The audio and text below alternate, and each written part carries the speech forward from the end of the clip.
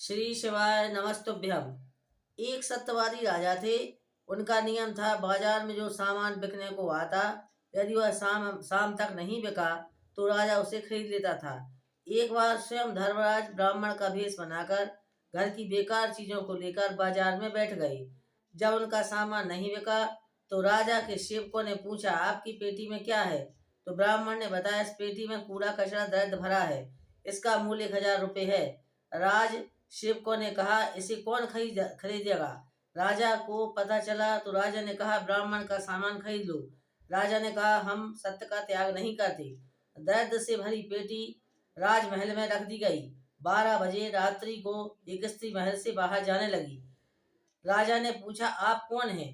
हम लक्ष्मी हैं। लक्ष्मी ने कहा, आप सत्यवादी हैं, इसलिए हम जा रहे हैं। इसके बाद एक पुरुष बाहर आया।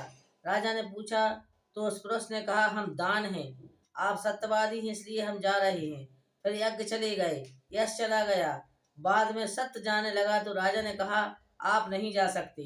सत्य के कारण ही तो हमने सबका त्याग किया है। थोड़ी देर बाद लक्ष्मी, यश, कीर्ति, यज्ञ सब वापस लौटकर आ गई।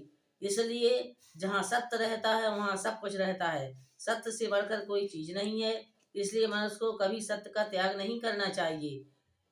इस कलयुग के आदमी इस बात को नहीं समझते, क्योंकि आज का समय असत्य और बेईमानी, दूसरों का धन चोरी, चापलूसी, हराम का धन कमाने वाले हैं। इसलिए सत्य को नहीं समझते, दूसरों का धन हड़प लेते हैं।